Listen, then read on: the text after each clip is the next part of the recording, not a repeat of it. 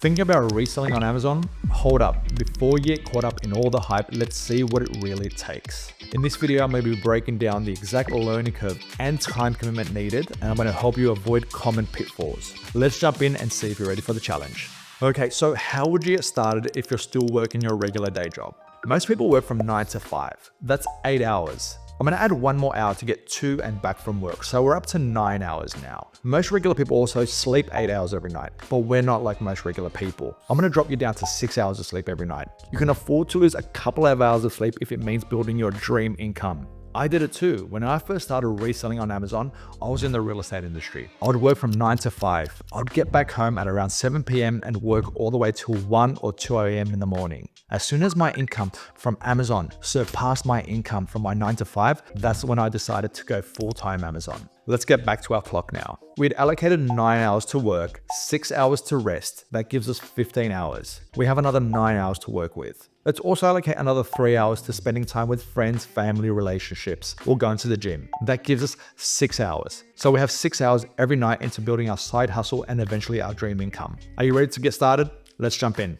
The first part is building up your contact list of suppliers. When I say suppliers, I mean wholesalers, distributors, and brands. Anyone that can give you access to their products so you can resell on Amazon. Now, there are hundreds of thousands of these guys in the US alone. I recommend you build up a list of at least 1,000 so you can start contacting them. Now, the reason why I say at least 1,000 is that many of them won't respond to you and a lot of them might tell you no. So having at least 1,000 to contact increases your odds of finding a few good ones. As you find suppliers, you probably want to build up a list like this. Have the supplier's name, their category, if they're toys or health and beauty or whatever they might be, pet supplies, for example. Have their website, make a note of their address, their email address, their phone number. Make a note of the date you contacted them, the contact method you use. So you might email them, you might call them, you might go on to their online form. Make a note of their status. They may have accepted your account, they may have rejected you. You might have to follow up and make a comment about what happened as well, and just keep contacting these suppliers and opening up accounts with them basically.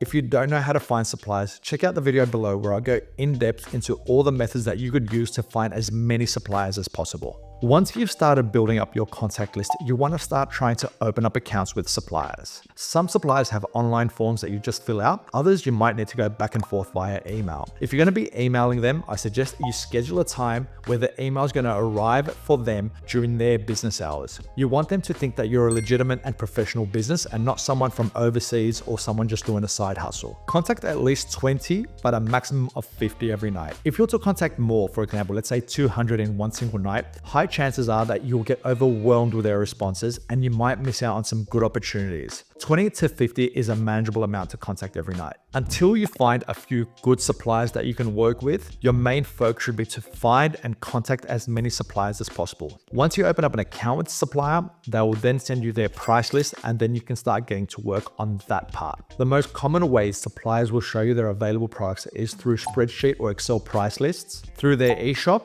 and sometimes through email deals. Spreadsheets are the most common ways suppliers show you their products. Some of them might be small with only a couple hundred in them. Others might be massive with 50,000 or even 100,000 SKUs in them. There are two main ways to go through price lists. One is using scanning tools like Astro, where we match the product's UPC to the ASIN on Amazon. We single out certain data points and we work out which product is good to buy. And then the other method is to do manual research, where you go brand by brand through the price list and see which products via each brand sell well, and then you see if they're worth selling. Some suppliers might not have a price list. They might direct you to their website or their eShop. Now, unfortunately, this is the slowest method because you have to go through the products one by one on their eShop, find the products on Amazon, and then realize if they're profitable or not. One way to get past this is to outsource this work to a VA, a virtual assistant, where they can do all that hard work for you. Another way is to find someone that knows how to scrape. They can go and they can scrape the website for the product's UPCs and their pricing, and then you can use the scrape data and upload that to a scanning tool where you can pinpoint which products are worth buying or not. Lastly, email deals. Your supplier might send you a few SKUs where there's about 500 available of each SKU, and they might say to you, hey, we have a 40% discount on these products. Sounds good, but really it's not. The reason being is that you usually send these lists to their entire customer base, meaning that potentially hundreds of other sellers might be viewing these same products. If they also buy these products, the thing is, it's going to lead to more competition when you're trying to resell it on Amazon, and the price is eventually going to go down, and it might even result in you selling the products at a loss. I want to also make a small note of suppliers selling via Telegram and Discord. They're known to be scammers. I can't confirm that 100%, but usually it's known the case that they're scammers or unauthorized suppliers. So you probably want to avoid suppliers that really advertise hard on Telegram groups and Discord groups. Next is choosing the right products to resell. You of course want to be reselling profitable products, and there are a lot of data points that you need to analyze to understand if a product's going to be profitable or not, and there's a learning curve involved in this process. But there are three main things you need to consider when buying a product. Firstly, is the product profitable? Obvious, of course, but not just profitable now. Has the product been profitable in the past? If you were to look back 3 to 6 months ago, would you have been selling the product at a profit? Because if not, if it's only profitable now, but it wasn't profitable 3 months ago, for example, there's a high likelihood the price might drop back down at some point, leading to a loss on your part. Number 2 is sales volume. Does a product sell in high volume? Because if it only sells 5 or 10 units a month, you're not going to make much money. But if it sells 100 or 500 or even 5,000 units a month, then there's a likelihood you'll be making a lot of money on this product. Lastly is competition. How many competitors are there? Competition usually drives the price down on a product. You don't want to be selling at a loss because there's too much competition. Also, Amazon is usually a competitor, and a competitor that's hard to go up against. So competition, keeping that at a low is very important because it will lead to high profitability. So all in all, you want products that are profitable, sell in high volume, and there's little competition involved in them. Lastly is buying the products and having them sent to Amazon. I live in Australia, but I sell in the US. It wouldn't be feasible for me to have the products sent to me here. That's why I work with a prep center. A prep center receives the products, they confirm if the product's correct or not, they apply any polybagging or bubble wrapping needed, they apply the labels and have the products sent to Amazon on my behalf, all for a very small fee. The fee I've accommodated into my product analysis, so I make sure the products that I'm selling are profitable, even considering that fee.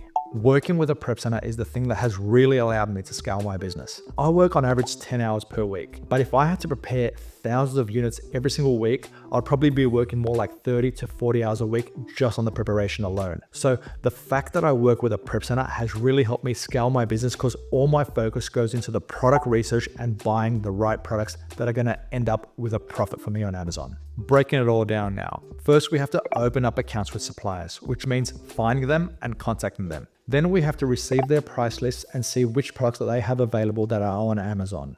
After that, we have to analyze those products to make sure we're selling the ones that are profitable. Then we buy those products from the supplier and have them sent to Amazon. Opening up accounts with suppliers and finding their products from their price list is not very time consuming. The very time consuming part is choosing winners from those products. Many suppliers that you look at might not have winning products, so you might have to discard them and go on to the next one. Unfortunately, it takes around 10 or even more hours to analyze a price list with around 10,000 products. It's the reason why I built Astro, because you can do it in as little as 20 to 30 minutes. But the good thing is, after you find those good suppliers, you can focus on them solely. And you only really need 3 to 5 good suppliers to have a killer Amazon business. I hope you enjoyed the video. If you want to have access to me or other like-minded individuals, join my Telegram group. If you have any comments or questions, you can leave them below or in the Google Forms in the description. I'll see you in the next one, guys. Bye-bye.